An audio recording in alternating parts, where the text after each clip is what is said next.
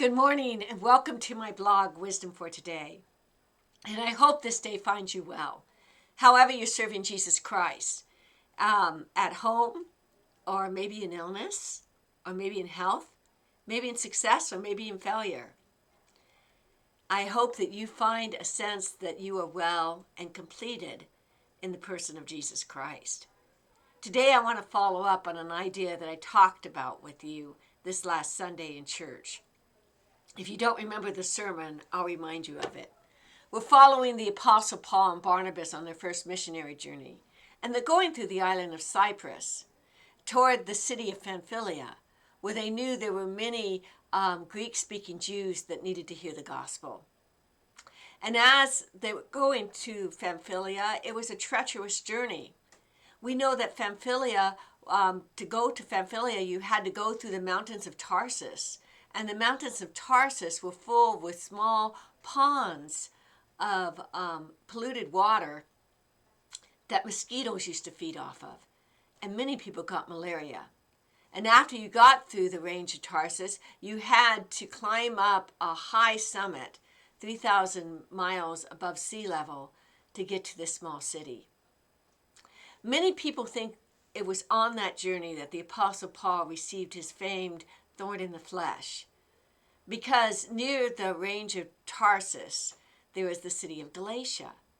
And in the book of Galatia, the Apostle Paul says to the children of Galatia, the church in Galatia, that you know that I preach the gospel to you because of illness. So many people think that as he was traveling to Pamphylia, he got ill with malaria.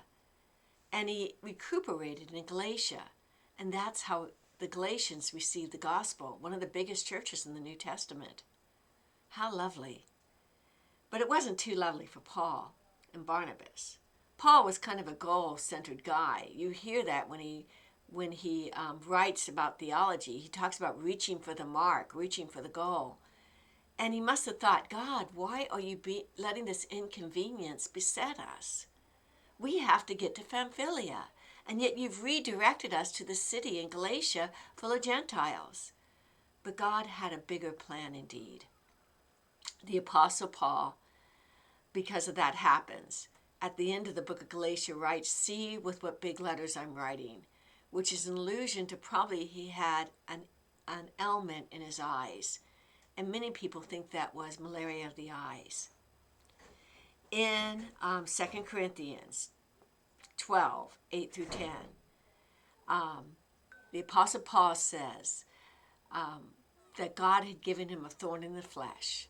And 3 times he prayed that God would remove that thorn. And God's answer to him was this. He said to me, my grace is sufficient for you, for my power is perfected in your weakness. Therefore, I rather glory in my weakness, that the power of Christ may rest upon me. And then he says, therefore, I'm well content with weaknesses, with insults and distresses and persecutions, with difficulties for Christ's sake. For when I am weak, then I am strong. There's kind of a paradoxy there. We think when I'm strong. But God says no. When you have to depend on me, then you're strong. Many people, as I said at the beginning of this talk and said Sunday, think Paul was kind of boasting of see what I've suffered. And there's scholars that have written whole treatises on it. And I think they're wrong. They're horribly wrong. I think the Apostle Paul was making a point, a very important point, that God can use our inconveniences for his glory. That God doesn't always direct us the way we think he should, but he directs us in different ways. The Apostle Paul was able to see the big picture and the small picture of his inconveniences and sometimes his grave illness and eventually, I think, his death. You know, when we serve God, not everything's going to go the way we want it to go. We all know that, but let me just remind you of that.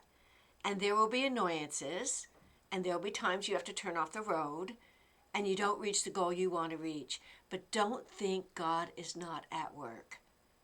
God is at work in our annoyances, in our illnesses, in the fact that we can't do everything we want to do. Trust in that.